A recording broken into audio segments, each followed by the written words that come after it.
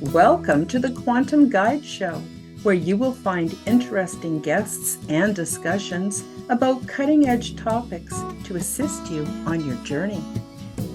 The Quantum Guide Show is ideally suited to the newly awakened and for those who feel isolated by their newfound beliefs.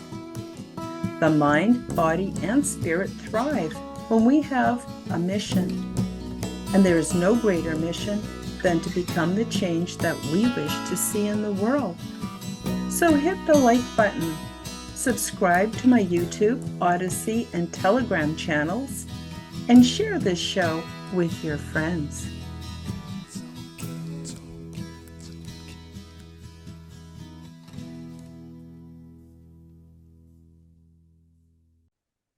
Welcome back to the Quantum Guide Show. Today in episode 105, my returning guest is Aurora Seraphine.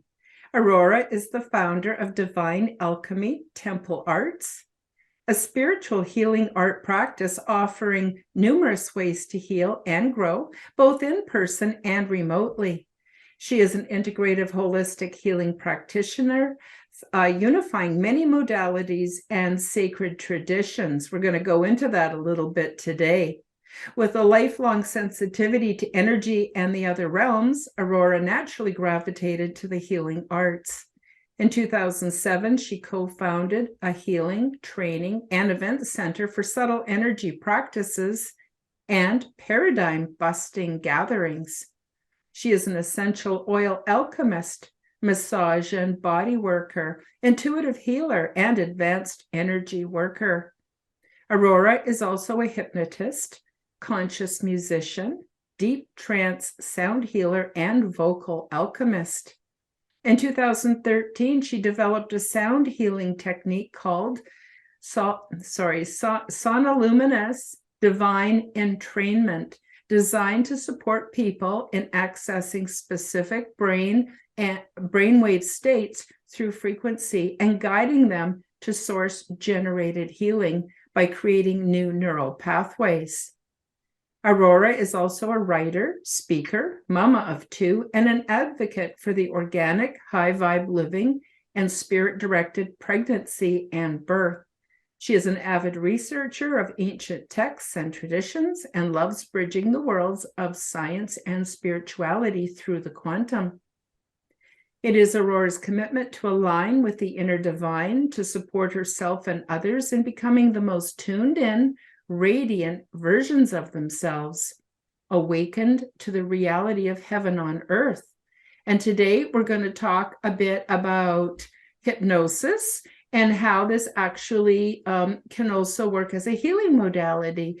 Aurora, welcome to the show. How you doing?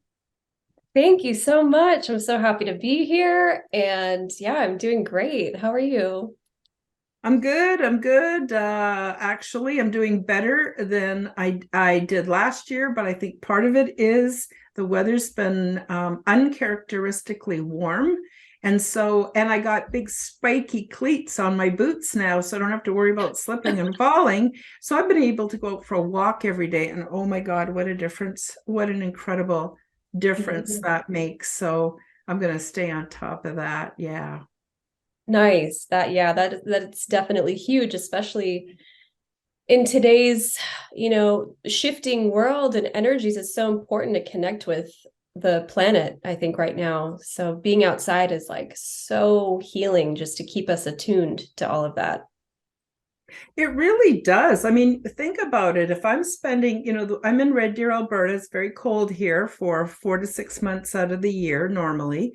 And if I'm just looking at these square walls or a screen all the time, what happens is all the natural movement, like for instance, when I go outside, I'm following, the way the trees are swaying and the birds flying by. And there's so much eye movement on top of body movement that really connects us with the reality. And I think it's so unnatural that we're living in these square boxes. It's actually quite ridiculous.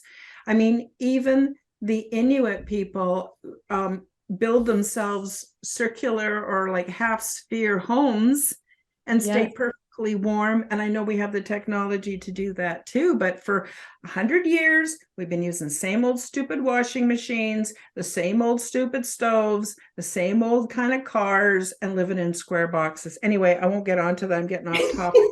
Anna, we want to talk about hypnosis. So yes, I'm very excited to hear what you have to say, Aurora, because I actually know very little about it besides the self-hypnosis that I have done myself. And the funny thing is I programmed, this is like 40 years ago, I programmed myself with certain keywords that would trigger the effect that I had set up while doing self-hypnosis. And it was funny because I remembered some of those words and I tried them and it triggered the same response today. It never went away. So I'm really excited to hear what you have to say about hypnosis and doing hypnosis even on yourself, or I know you're a practitioner. So what I'm guessing is you would do hypnosis with people and then they would know how to get to those states more on their own. So yeah.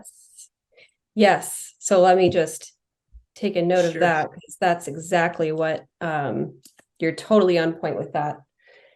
Yeah. So I guess I'll just start by talking about my introduction to hypnosis. My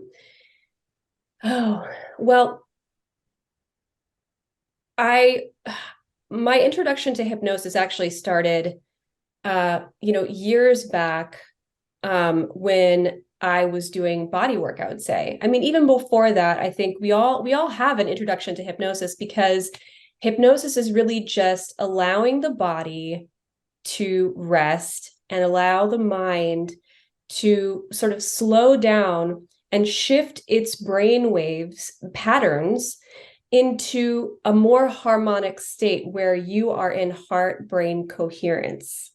And if you can get to that state, which we all do, it's just that most of us, in today's day and age, I'm not going to say, our listeners, but a lot of humanity, they don't give themselves the opportunity to slow down in their waking state at all. And so they don't get into harmonic resonance unless they're sleeping. But,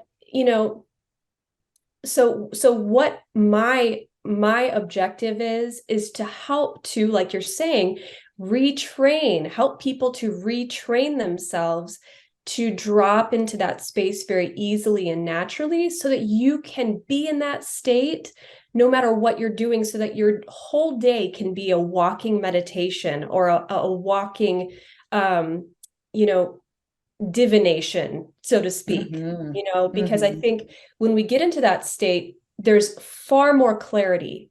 We experience so much more activation and understanding directly from source, directly from the creator of all that is. And we realize that all symbols of life are synonymous with the dream symbols that we have at night while we're sleeping. And if we're paying attention, and if we're still in our mind and we're open in our heart and we're connected in that way, then all of these things are like words from the divine. And that, we can apply this all to everything that we do, to every decision that we make. And it makes us so much more confident and collected in moving forward in our lives.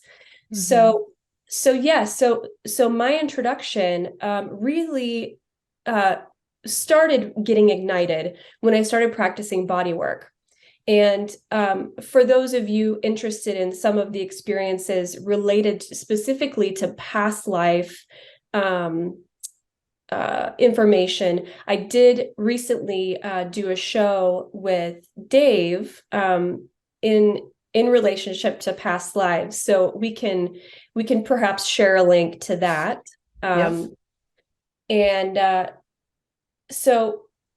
And I think the conversation really starts around about the 45-minute mark in that particular video, just for people to have a heads up with that.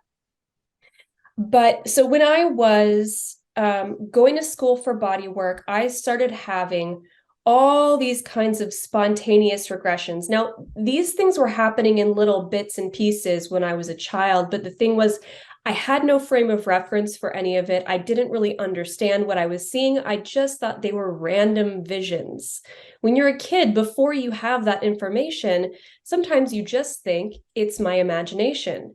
Well, there's a very important piece to be said about that, and something that I say to friends, to family, to students, to clients, is that our imagination is the language of our intuition. And that's exactly how our guides speak to us most of the time. That's exactly how our higher self speaks to us. And so it's really important to pay attention to those messages, even when we think that, oh, my imagination is just kind of running wild. Now, sometimes, we can have the part of us that likes to kind of come in and try to sabotage that. And so that's not the part that I'm talking about. I'm talking about the creative part, that when you receive something and when you have a little piece of inspiration that drops in, that it bubbles up within you, it creates excitement. It feels like it's a euphoric feeling. You feel something inside, and generally in your heart or in your gut, there's something very palpable about the information. And that's the information from spirit that goes, yes, I need to act on this. So when I was receiving body work, I was having many of these spontaneous experiences where I was actually going back into a sort of state of regression and having these spontaneous remembrances. Some of them were, from this locale where I am today in the United States. Some of them were from Egypt. Some of them were from Jerusalem. Some of, all over different places, that all of these little pieces started to come together.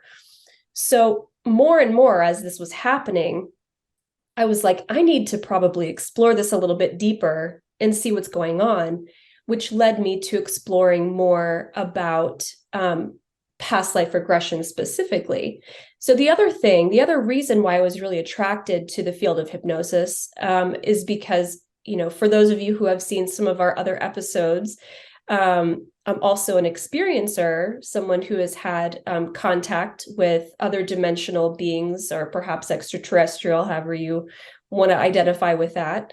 And that's another thing where there were pieces of my life that I knew there was more to the story than what I was remembering and seeing. And I wanted to bring it back. I wanted to remember, because I knew in my core that there was more to the story. And, it took a little bit of, okay, well, if you want to explore more about yourself, then be still and receive it. Because it's easy for us to get into the seeker state where we're externalizing everything and we're searching for the information out here. And spirit's like, no, you need to come inside because it's all here waiting for you. So I started, actually my husband went to the School of Metaphysics for quite a long time, which is an organization here in the United States. And one of the things that they learn that's part of their program, and he also became a teacher after that as well in the college, but he practiced the Edgar Casey method of regression. So there are different methods, like it, and you'll find as you start to kind of like put your feelers out and kind of like dip into that world, that there's many different methods of tuning into that information, but it's really all the same thing. It's just what works for you, And so in that method, there's a reporter and there's a conductor. So there's someone who's kind of conducting the session, and then there's someone who goes under and becomes sort of like the oracle, right? That they go into that oracular state or that trance state, and they get still and they get into heart-brain coherence, and they're able to bring through information for the purpose of healing, for the purpose of looking back in time, for the purpose of looking into the future, all different kinds of potentials with that. So before I ever started educating myself formally in hypnosis, we started doing sessions. And so he would put me under, and then we would record these sessions where all of this stuff started coming through. And so I And because I'd been doing energy work for so long, I'd been doing sound healing. And I was very accustomed to getting in that meditation state. I'd already been meditating for a long time. So if you are someone who is a proficient meditator, or at least you enjoy it, this is something that would be very easy for you, very fulfilling. And of course, there's a difference between being in a state of meditation and really just being the observer and just allowing things to kind of filter through, and then following a stream of information and then kind of, expounding upon what it is that you're finding informationally. I know it's kind of two different things, but it's really, you're in that same still point, if that makes sense. So a lot of people have an idea that hypnosis is, some people have an idea of hypnosis being kind of like stage hypnosis, like you might see that's very glamorized, like in Hollywood, right? So you can make people do things. You have the keys to someone's subconscious. You can get secret information, or you can, harm people or whatever.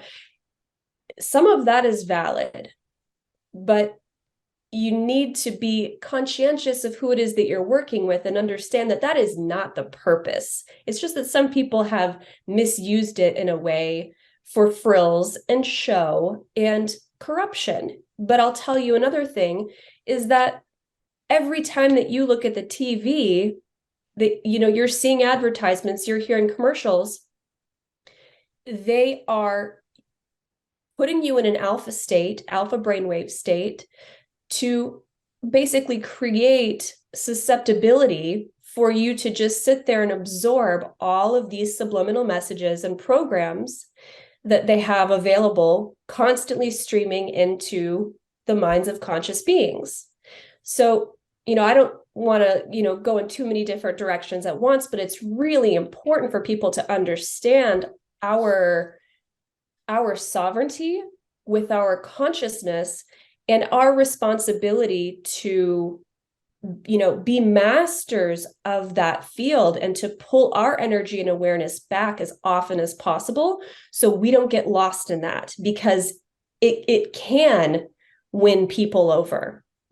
People this past several years have talked about that, the buzz phrase, mass formation psychosis, and things like that. So it is important for people to be aware that everywhere you look, there are things that can entrain the mind and the subconscious and program it with certain things that can totally go over the conscious mind altogether, because you're not even paying attention most of the time. People are just so distracted. I wanted to ask you if that's the same thing as neuro-linguistic programming. I may be saying it wrong, where there's ways of, I'm sure they've invested probably billions of dollars in psychology to find out what words get in. And as you said, it's my understanding too that it can actually work against our own ethics and our own principles. Like that's how far reaching it is. Anyway, I don't want to take it off on a tangent, but I just wondered if that's the same thing as the neuro-linguistic programming, the mass formation. Is it sort of the same thing? Well, yes. So neuro-linguistic programming as a modality, which happens to be something that I also practice under the umbrella of like my intuitive sessions and stuff like that. Yes, you are using tools to work directly with the subconscious and superconscious mind of people. You want to get into resonance with them so that you can actually help them by kind of building these foundational tools to create something powerful and empowering from the inside out. So again, now it has been misused. So it's not that neuro-linguistic programming is bad, not at all. In fact, it's built to be a very positive and healing experience for people. But as we know, humans have both polarities, both potentialities within them at any given time. And it just so happens that the powers that want to be, I'm going to say, do their best to try and strong arm the subconscious minds of humanity in many different ways for their political interests, medical interests, all kinds of different things. And unfortunately, most of it happens to be in regard to greed, but yeah. So we'll leave that, I think, at that for now, unless we want to come back to that at another point. But so let's talk about, well, first of all, I can talk about some of my teachers and some of the amazing opportunities that I've had to work with some of these individuals. So first of all, Dolores Cannon, I never got to meet her, unfortunately, but I have had a couple of visitations from her in the spiritual plane, which has been very fascinating. And also like soul affirming in a lot of ways, because I felt like it was really amazing to have that kind of connection with someone who's no longer living in a body that comes back to say, hey, you're on the right path, you're doing the right thing, keep going, so that's huge. But I did take her work. So I started doing QHHT, quantum healing hypnosis technique, in I believe 2018, 17 or 18. And I went to school also with my mom and my aunt. We've kind of had this fun relationship of, taking different schooling together. We also did massage therapy, intuitive body work, and stuff like that together. So we've kind of been on this journey together, which has just been so beautiful and fun. And something really amazing about her work specifically is, she didn't start out looking for things like regression or anything like that. So she started out doing very typical clinical hypnosis. So she was, helping people to quit smoking, habit forming things, trying to help people quit bad habits, or, with weight loss or different things like that, because everyone knows hypnosis is very powerful when it comes to subliminal messages and, positive programs that you can sort of implant in people's subconscious minds. So, but what she started finding is that, and I'm not going to tell her whole story for her because it's quite an interesting story, but please look it up, is that she was working with one woman in particular, and she had some weight issues, and she was very just depressed more than anything. And her husband said, can you please just help her? I just want her to be happy. Can you just help her feel better? And she's like, yeah, of course, I'll see what I can do. So she goes in, she does this session, and she goes into a spontaneous past life regression. Well, when you're not looking for that kind of thing, you don't necessarily, when you're not educated in that, you don't necessarily know how to navigate those waters. But she was a master of this field. And so she did a fantastic job of following these streams of consciousness. And before you know it, that's all her sessions consisted of, were people coming in and having these past life regressions. So she built this incredible system and went on to write roughly 20 books in her lifetime on the topic of hypnosis, based on what was coming through in her clients' sessions. Now, this is truly, truly incredible. Obviously, all of them, they had permission to share, and, I think the names were changed to keep it anonymous and things like that. But I mean, just to give you an example, she wrote books on the life of Jesus. She wrote books on the life of Nostradamus. What was interesting about the story of Nostradamus that, I'd like to share while we have this opportunity, is that it kind of happened by happenstance that she was able to work with several different people on the same topic. Now, what happened is the initial person, I believe, if I remember correctly, it's been a while since I've read this material, but the first person, I believe, was a student of Nostradamus. And, there were different things that came through in those sessions that had you really wondering, as the information's coming through, what's going on here? And is time really as linear as people think? It really busts the paradigm of now and then, and really has you to dive into the reality that when you're going into these sessions, you're literally time traveling.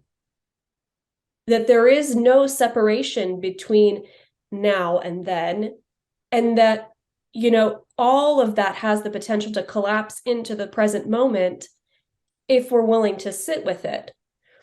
And so at one point, I believe that particular recipient of the sessions either had moved or something had happened where they weren't able to continue doing the sessions after a certain amount of time. And other people came in and completely unrelated, didn't know anything about the material, and Nostradamus showed up again to finish what they started, because they weren't done writing these books. And some of the most incredible information, I think, now I don't remember specifically what it was that she was saying at the time, but there was something along the lines of she was asking about a certain quatrain, and he responded in a way that had her believe that maybe that quatrain hadn't been written yet. And he's like, oh, hang on 1 minute, let me write that down. And so it really makes you wonder, like, where was his information coming from? I'm not saying it was all coming from Dolores Cannon, but, there could have very well been a connection there. And he clearly was a diviner. And so for him to be having those experiences of tuning in with a student, or having those oracular kind of, sessions or experiences, it's not that surprising, So anyway, hypnosis is not just about losing weight. It's not just about stilling the mind. It's not just about recovering things from parts of our childhood. All of those, work hand in hand. And oftentimes things that show up in a session, things that show up in our subconscious, it's all connected. And our subconscious and our superconscious has a way of going, we'll have these little tidbits that will come through in the session, and they'll all seem completely unrelated. But at the end of the session, your higher self comes in and goes, we're going to tie that all together and tell you why every single piece of that was important and why it's all related. And it's just mind-blowing. So my other, one of my favorite pieces of this is the fact that you can actually track where certain disharmony or dysfunction is happening within the body, and track it to different times and places where there's a potential that something got shifted. It could have been in a previous life. It could have been on a previous planet. And your super conscious has the ability to navigate all of that, no matter where you've been, no matter who you've been, because, just like I mentioned on the show with our friend Dave, our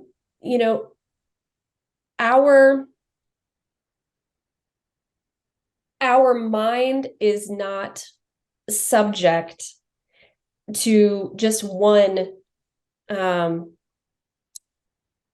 time, one place. We have the ability to sort of spread out and put our conscious awareness at any time in any place. Now, the reason why I believe that we can do that is because from my personal understanding, this is just my personal understanding, so take it with a grain of salt, but I believe that, we are all really just one conscious awareness, and that we're having a fractal experience. We're having the experience of, in my case, Aurora, right? And, I believe that there's that stream, our soul stream, right? That we have these experiences, and our soul has sort of navigated many different times and places. But when you kind of back up even further and you take that aperture out even further, that you actually are able to see that we've all lived all of these lives, all of them. So I've been you, you've been me, we've been some of these ascended masters that are no longer living in a body on the planet. We've all lived on these different planets and these different places that seem so far reaching and hard to navigate. And we've been all of it, because we can't escape the body of the all. Mm-hmm. It's like when people talk about that our bodies are essentially stardust. Yes. And if you think about our consciousness in the same way, it's all connected. Yes, I think we do have streams that we become very familiar with, like the soul stream of Aurora or the soul stream of Karen. But, we've all experienced all of it. So just because we have an experience of going into this state and perhaps coming back, I can tell you how many people I've talked to that, they have that connection with like Mary Magdalene or Isis, or, some of these really like, well-known archetypes or figures. I'm not saying that there's not a potential that those people live those lives, but I think that there's an opportunity for everyone to get those codes and those frequencies and those pieces out of those experiences and bring them back, because it's like each soul needs to reintegrate the full story. Mm-hmm. Yeah, that's really, really amazing. I actually had a vision of, I have no idea really where they come from. I just have them. And it was of me passing on and taking with me all the light codes and frequencies from my experience and tapping it into like a major conduit, which just looked to me like vertical lines of light that was different colors, right? And added it to the whole. And the other thing too is, I also believe, we've had a lot of experiences. There's no point in being afraid of ET, because we used to be ET and things like that.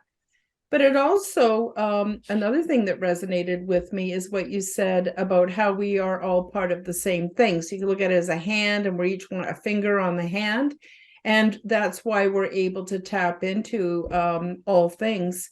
But actually, for me, and I came to this a long time ago, is that if it wasn't for the only thing that's different about us is our genetics, our life experience, really. And beyond that, we are all the same. So it would behoove us to love each other.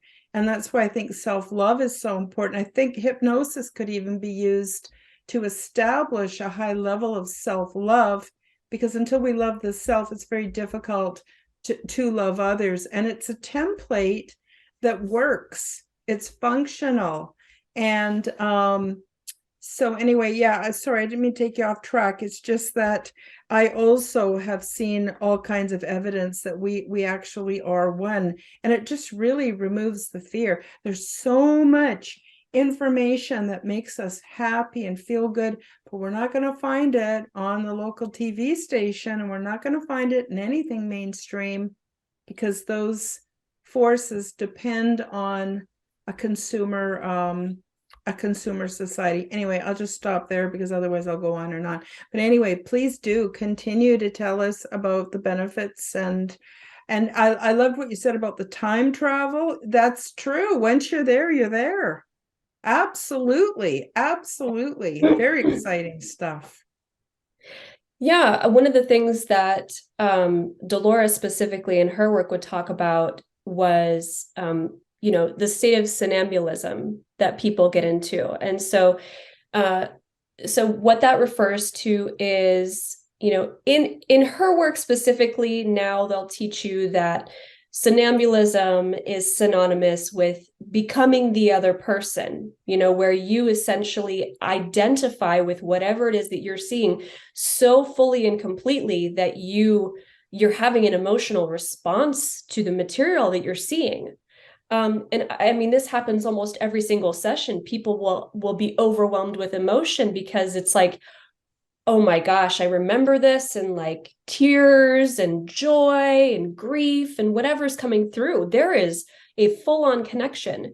But the other thing, more textbook definition of synambulism, or if someone's experiencing a synambulistic state, is that they go so deep within hypnosis that they don't remember what happens when they come out. Now, when Dolores was doing that work, most of her clients would experience that somnambulistic state. And it started transitioning later on in her career, where less and less people were actually going into that state of somnambulism. Now, they were still having that total identification, and that's still emotional connection and all of those things, but they were able to actually retain and remember the information that was coming through.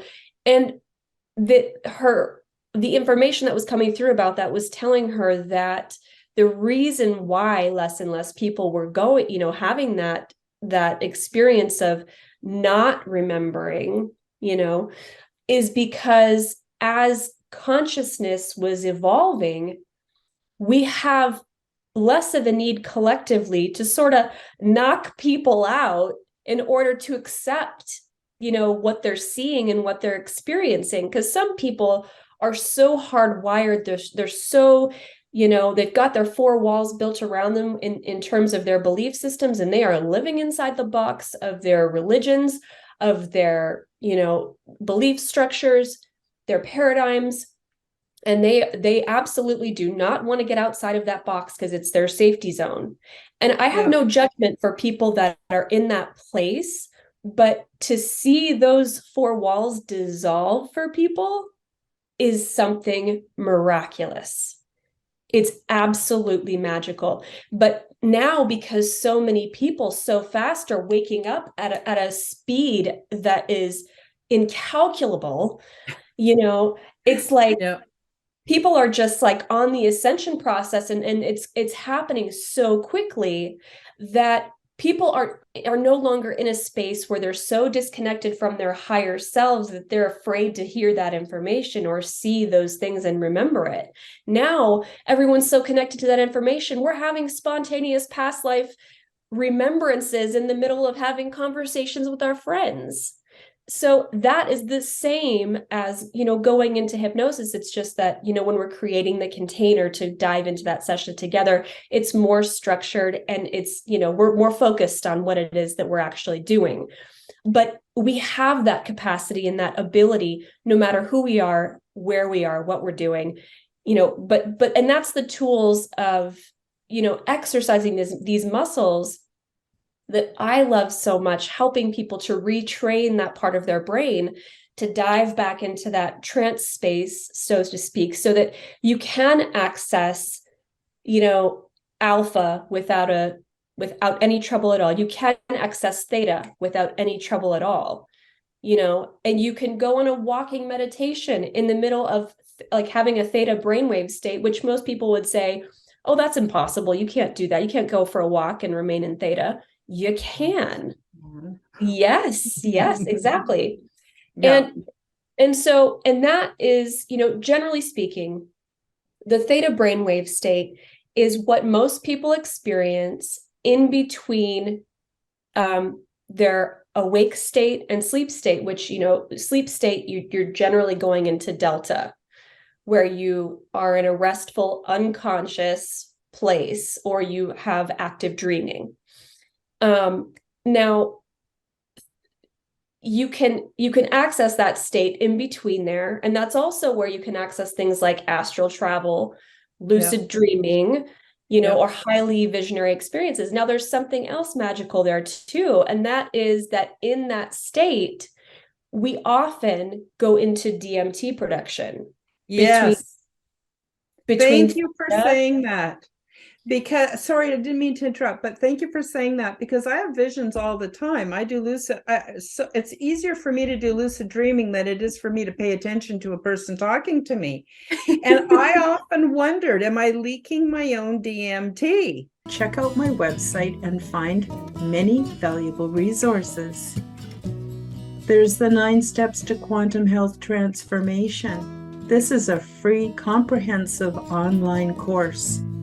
Learn about detoxification and nutrition, grounding and spiritual practices, and an advanced version of the law of attraction, giving you more of what you really want out of life.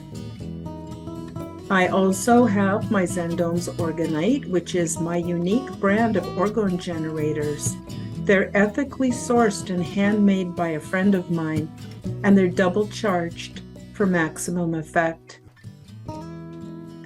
I also carry Comfort Crystals, which is a limited collection of energetically infused semi-precious stones. I have an array of vital services, so you can get the one-on-one support that you've been looking for. Also coaching, guidance, and I do assessments and also workshops. And then again, there are the many free resources available on my website. Wisdom to assist with energetic ascension into physical, mental, and spiritual paradise. Let us share our quantum work with you. It's your turn to heal, evolve, and thrive. Believe in your ability to succeed. Now, let's get back to the show. Because anyway, please say more about that, because that's something that I have wondered myself. How is it? Because I know it's not like I'm not a spokesperson for God or ET. It's not because I'm so wonderful, guru. Nothing like that. I'm just really ordinary. Yeah, and I'm not a scientist, so disclaimer right there. I'm not trying to say that I know it all in terms of neuroscience or anything like that. But my sense about that is that when we're on the topic of DMT, I think that if we are reaching outside of ourselves for the DMT experience, that's totally fine. I have no qualms with that whatsoever. However, when we do that, you're actually depleting your body's DMT reserves. Yes. So that's an unfortunate piece, but the positive thing is that people who don't allow themselves to remove distractions and dive into that still point, that otherwise may not ever access that because they don't give themselves the opportunity, they can finally feel what it's like to be there in that sort of spirit molecule, as it's referred to. But the thing is that when we are producing it ourselves, some people say, the only time that you're going to produce DMT is at birth and then at death. I don't believe that at all, because you produce DMT when you're dreaming, and you produce DMT in visionary experiences. The more you allow yourself to meditate and get into that heart-brain coherence, the more you are actually in active DMT production. And that is the connection between you and all of the rest of consciousness that exists. And so that is the mother lode of visionary experience. So when you're in that active state, then you're producing, and so when you are receiving that DMT that's going through your system, you're in production mode. You're not depleting your reserves. So yeah, that's my feeling about it. Yes, I agree. Now, I've never actually taken DMT. I've done a bit of weed, and there's been the odd time, not much. I could count the time I've done psychedelics on one hand. Not a whole lot in my almost 67 years of being here, but I definitely have visions, and I'm very precognitive. And it always ceases to amaze me, and it's to the point now where I just laugh when something happens and I already saw it in vision. But it's something that we can make ourselves, and I think that's really important. When we or if we consume things that our bodies can make itself, it shuts down those mechanisms. Even using too much cannabis, you shut down on the natural production. So you don't, you always need to do detox periods, whether it's every day or in your life.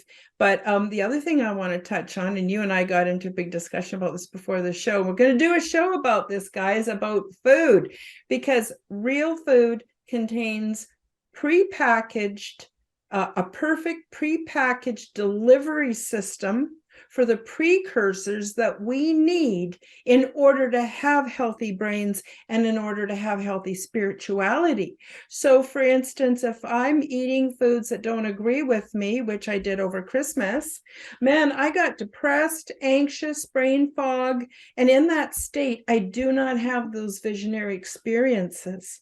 But when I am eating those prepackaged, perfect delivery system of precursors, which is real food, which most people don't even know about it, how can you possibly have the micronutrients, nutraceuticals, and other elements so that we can have these visionary experiences? So I don't want to go on too much about this, but I just want to really validate what you said, because it's so foundational to everything. And then when I am feeding my body and treating my body properly, wow, what a difference. It's like asking Superman to take the bus to come back to regular paradigms, because you're flying. And I even had a vision about that. I'll just tell you really quick. The vision I had was a bunch of people living in a city. They're on top of high-rise buildings. They're on the roof and they're looking down, and they're so afraid that they're going to fall. They don't realize that there are other people flying around them. And so I think it's a good metaphor for reality. Sorry. Okay, I'll be quiet now. Please do continue. That's great beautiful. Stuff. Oh gosh, I love that vision. That's amazing. And honestly, I mean, I know that sounds really far-fetched in terms of like even bringing that back to reality, but I believe that we have those capabilities. So metaphor or not, like, I think that is like, that's where we're headed. I think that's where we were. I think we've been there. And I think we know that in our bones, we know it in our core. But and everything that you're saying about the body, that's the thing, is that, walking a spiritual path does not mean to fully disregard the body. It's important to tend your garden, cultivate the garden, and to take good care of it so that it is the perfect receptor site, for spirit to enter. Yes. And when we are receiving that perfect nourishment, then we have such an easy time in maintaining that connection. It's just so much more graceful. So it is, and it just happens. It's not like you don't have to force anything. There's a very famous saying. I can't remember if it was Anne Bancroft or somebody, but she said, when you guys get to know God, you're going to find that he's a real living doll. And I would say the same thing about spirit. When you get to know spirit and see the mercy, the compassion, the love, it'll make you cry. Yeah. Yep. And it doesn't take much. It doesn't take much. It's just allowing yourself to really, it's like, the verse, be still and know that I am God. Mm-hmm. Like when we really allow ourselves to fully feel that and go, wow, I have been doing so much, like go, like living so linearly, on the horizontal plane, so to speak, that I haven't taken time to slow down and like tune in to my pillar of light. And when you allow yourself to sort of soften into that, it's enough to bring you to tears. Oh yeah. Because spirit just rushes in, and it's like we have these these tendencies, I think, as human beings, to sort of compartmentalize all of our energy centers and sort of block ourselves off. And we've done a really good job of this because we think that we're protecting ourselves and we're creating these boundaries that are supposed to be there to protect us. Now, I'm not saying it's not good to have, healthy boundaries. That's not what I'm getting into. Of course, if you're in an abusive or in a toxic situation, get out, right? That's not what I'm speaking to.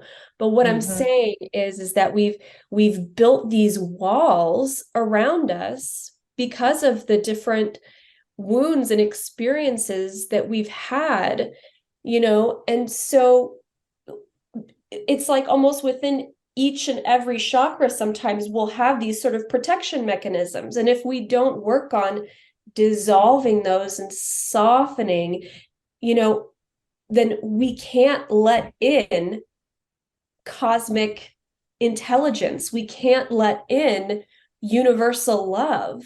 And it's just waiting. Our guides, our angels, our support system, the light of lights is just waiting for us to soften and say, okay, I surrender. Like, just,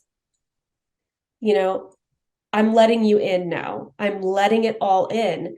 And when that happens, you're literally allowing divine consciousness, or the all that is, to embody every cell, every atom, every molecule of your being.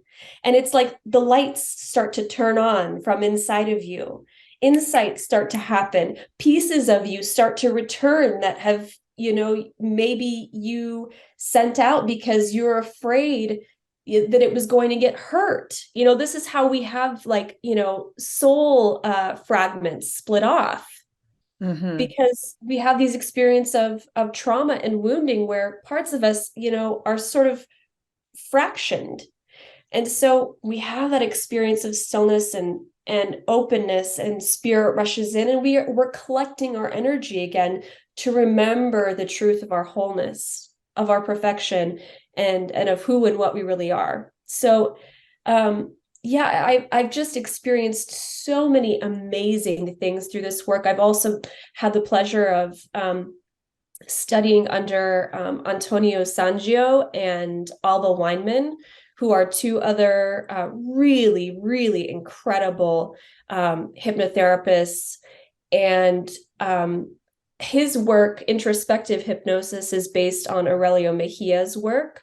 And there are certain things, certain techniques of Dave Ellman that we learn through his techniques as well.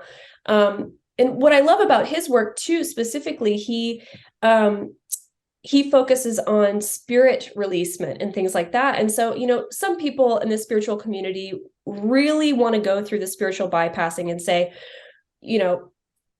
spirit attachment or entity attachment, that's not a real thing. You attract, the experience of whatever, and in my humble opinion, I mean, it's so multi-layered, right? That and there's so many different ways that hypnosis can be of service, beyond regression, including healing the body. We were talking about that. I mean, I've literally seen people go through these sessions, and, once you find the core root of what's going on, and you're able to, extract what's not working anymore, pull out, the trauma, pull out the wounding, you have the permanent teaching that's still intact within the soul, within the body, within the essence, but you don't need the trauma anymore. We can get rid of that and send it back to source light to be completely transmuted. Recycled. I call it the great recycler, universal recycler, because I go, I don't know what to do with this shit. I don't want it anymore. So send it off and let it get recycled into whatever's best. Because you know what? Even a bug's poop has value and needs to be recycled. And if a bug's poop is that important, so are we, and so is all this stuff. So we can't lose by cleaning, I guess, the temple or cleaning house within, eh?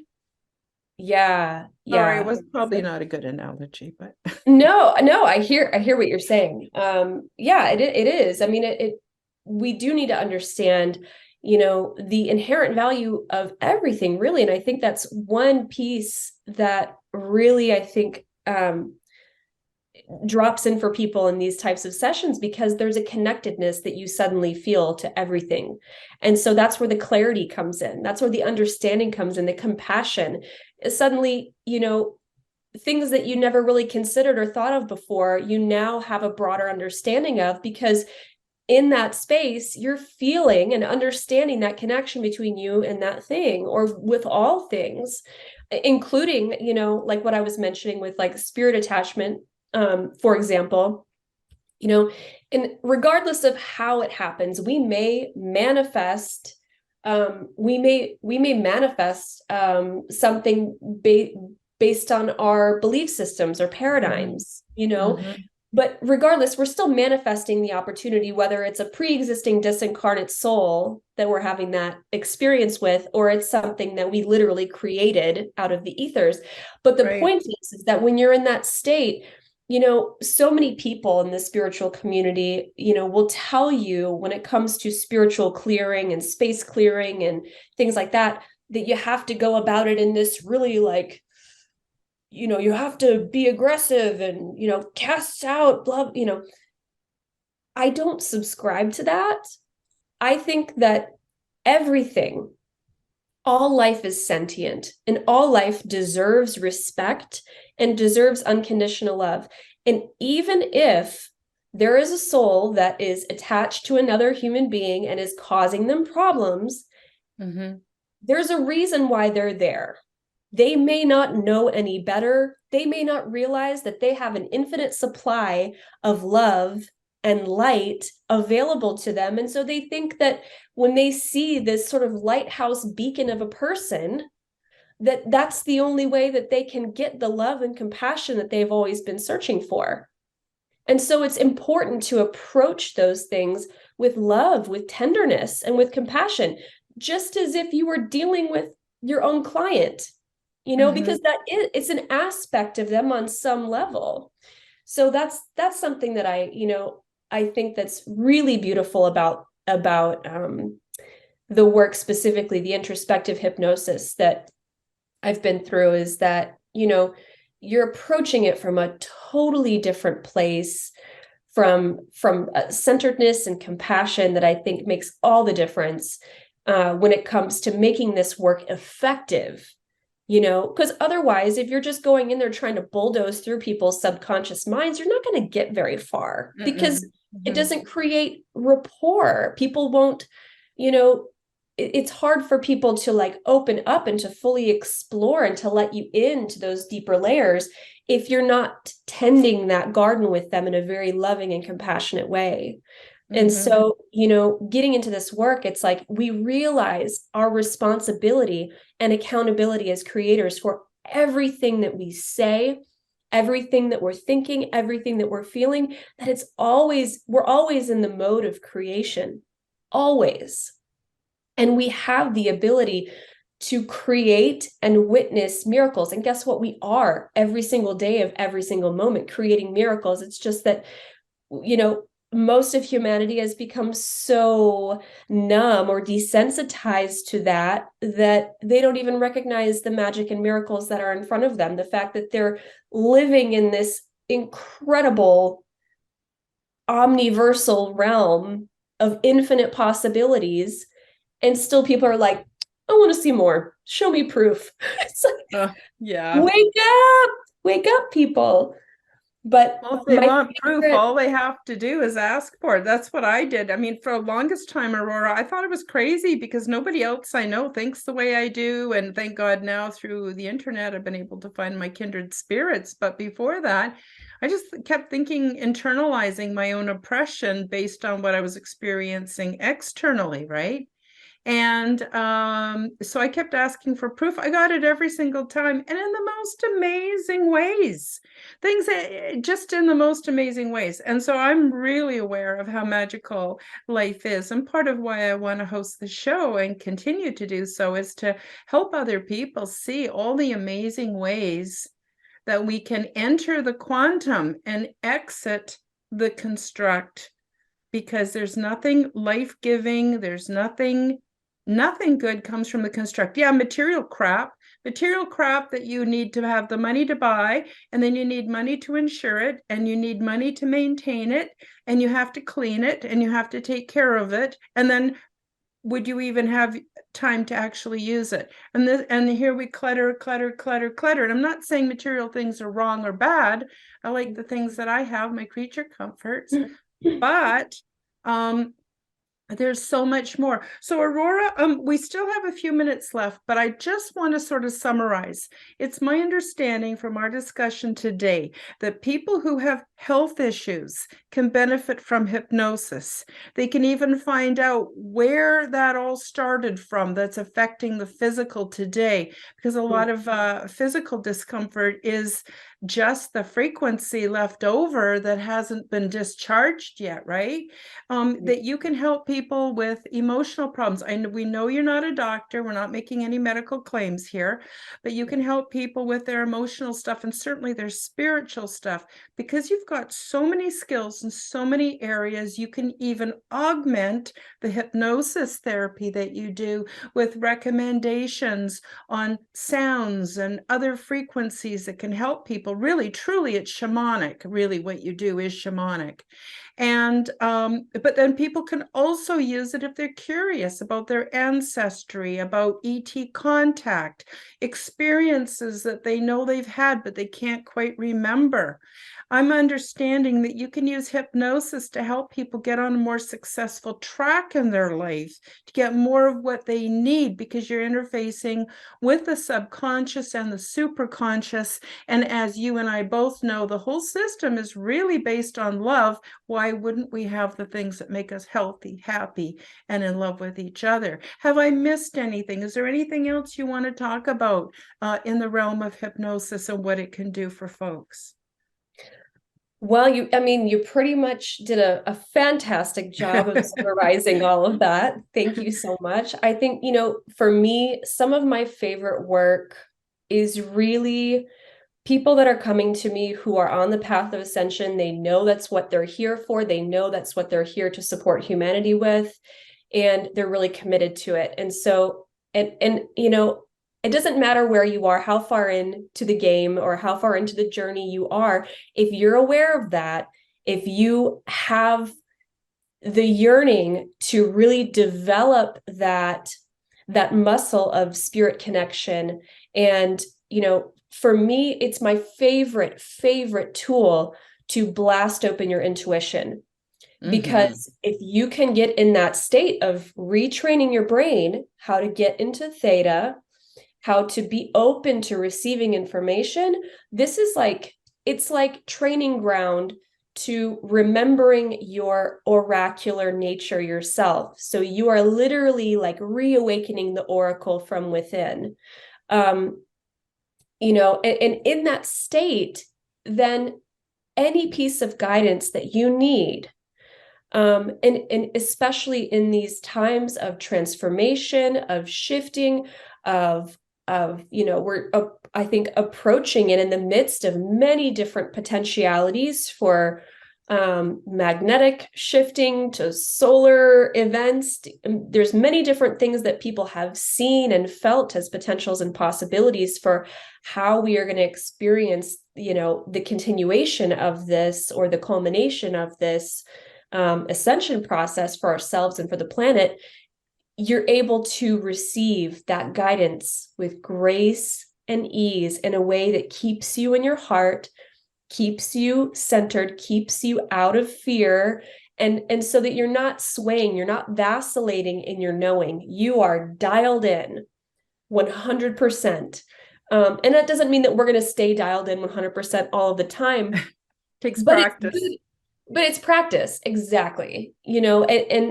And so even for me, I still have, just the other night, 2 nights ago, my husband gave me a session.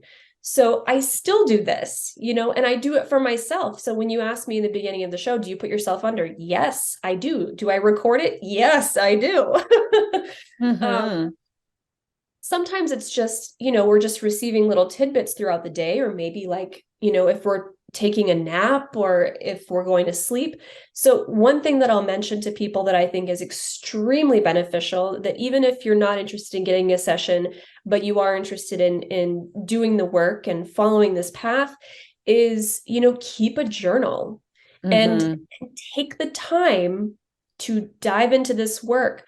And, I'll just offer as a way for me to be of service to you, to the community, that, I do have a YouTube page where I come out with all different kinds of channelings, activations, sound healing, things like that I just want to gift to the community, because I feel like it's a great opportunity for people to use these as, creating a container to have that be their date with the divine, so to speak, where they have, a few minutes or 30 minutes or even an hour, some of my tracks are, where you can utilize that to go, okay, this is my time right now. I'm going to dive in. I'm going to allow myself to fully connect, to fully anchor in, and to see what comes out of that space.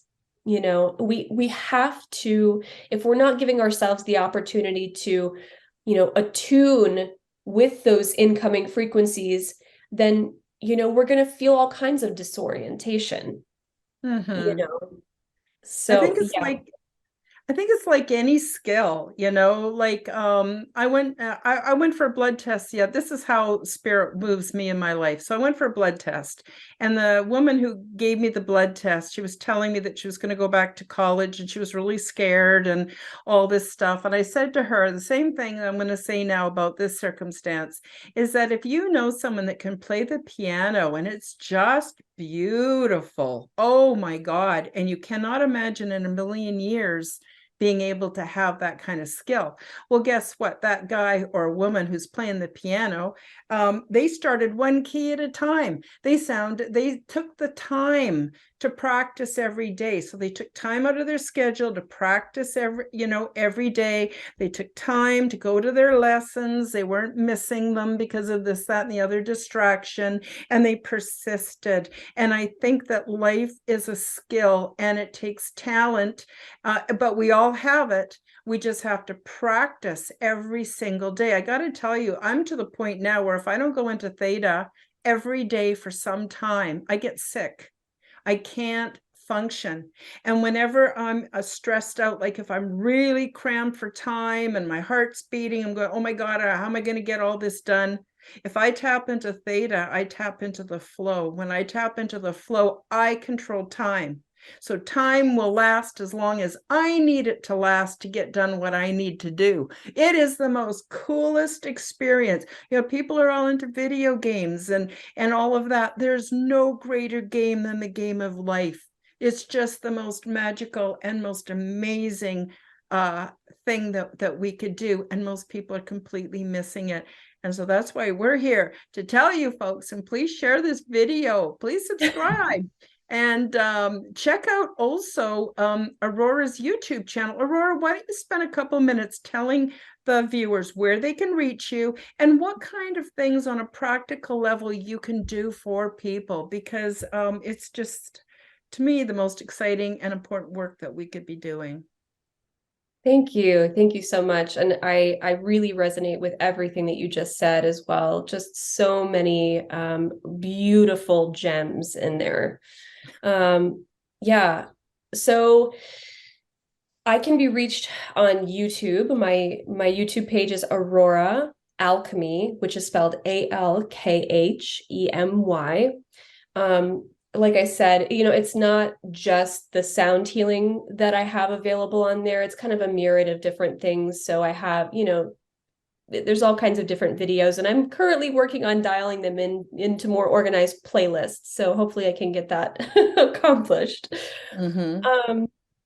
And I also offer intuitive sessions with people, which many of the modalities that I offer, the body work, the hypnosis, the intuitive sessions, the sound healing, I tend to integrate little bits of all of them no matter what I'm doing. So you'll find that when you listen to the videos on YouTube, that there are a lot of like hypnosis elements in there, because I do want people to get into that trance state so that they can get into that space. Like you were saying, if you don't go into theta at least once a day, you don't feel right. You don't feel healthy or dialed in. And I feel the same way, and have actually received that guidance specifically from spirit saying, you need to take out time, not just for the purpose of receiving information, but also releasing things, because Yes.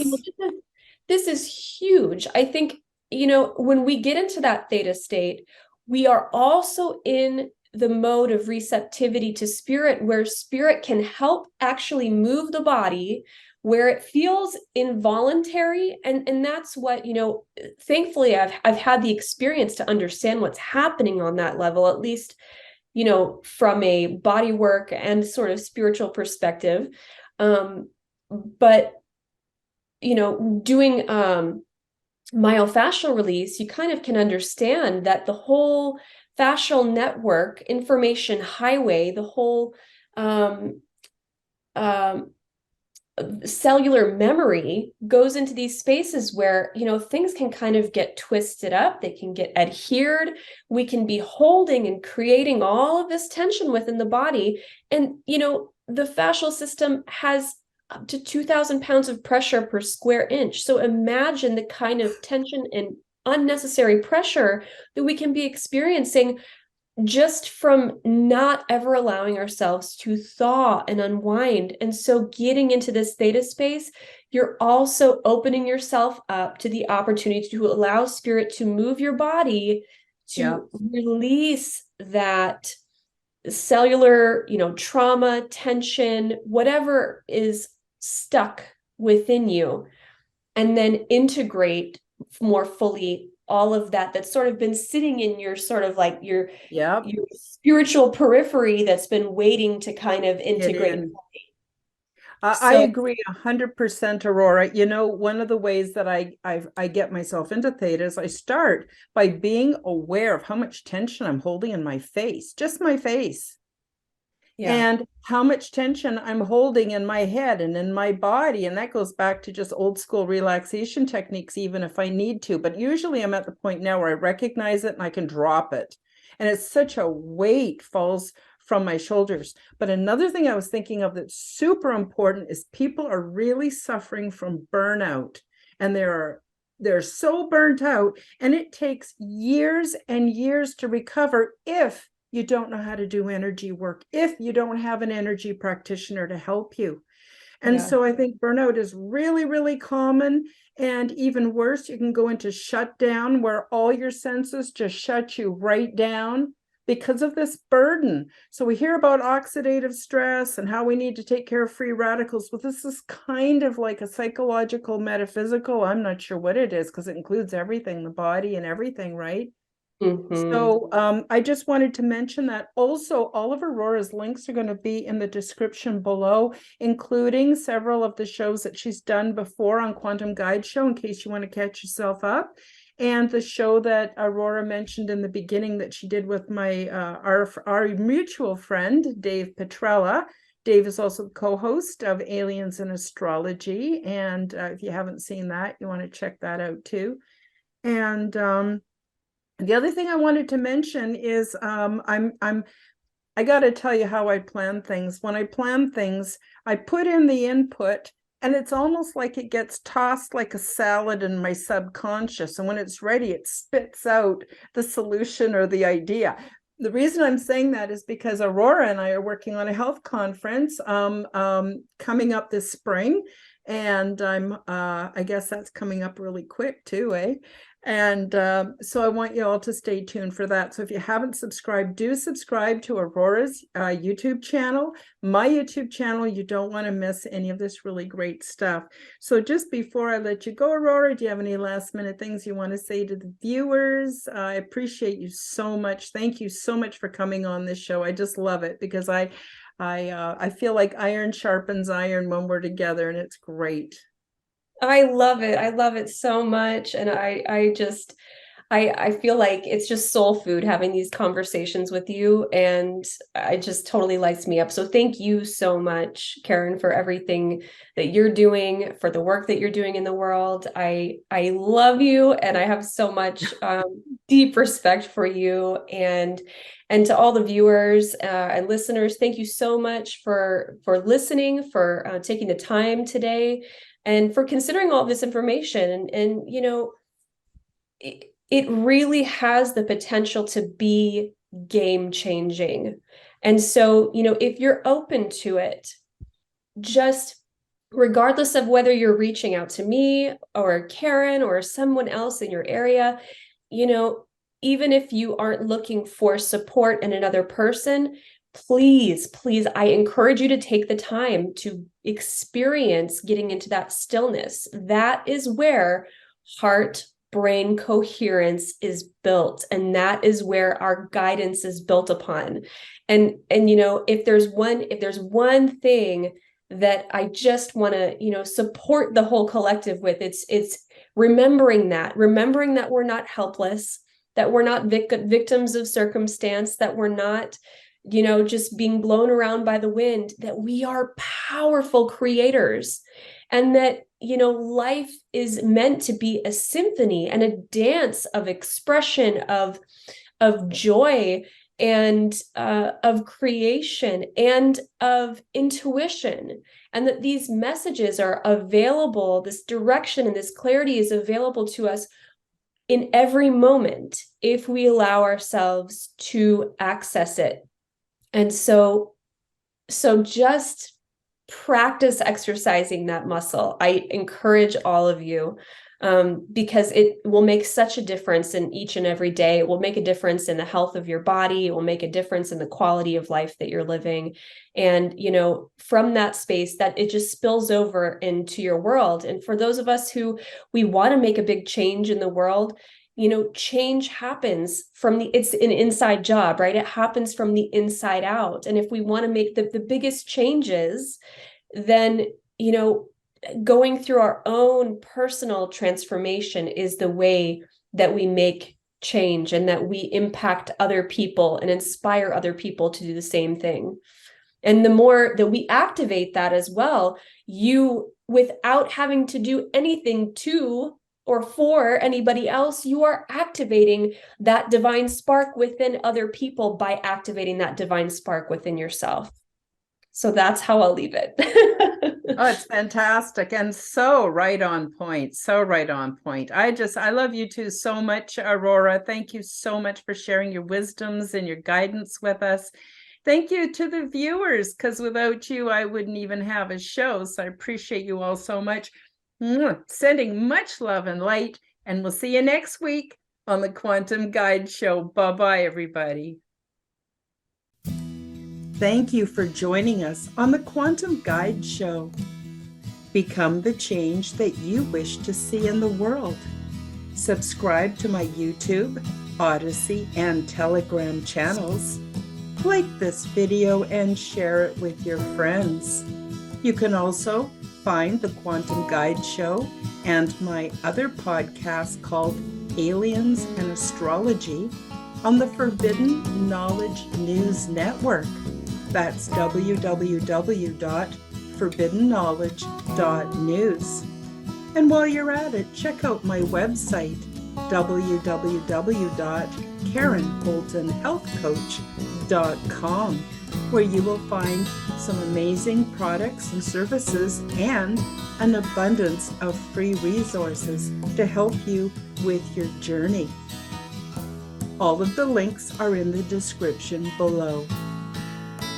And in the meantime, until we see you next week, keep up the good work.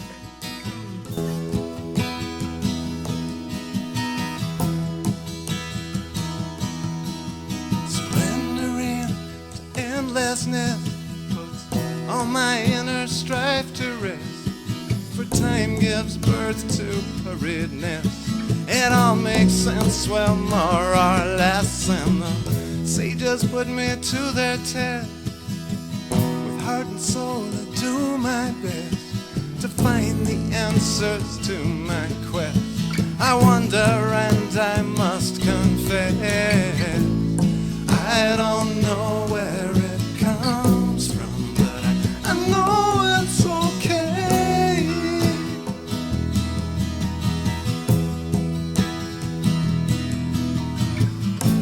If this is all an illusion, then I'm willing to play. It's okay. It's okay.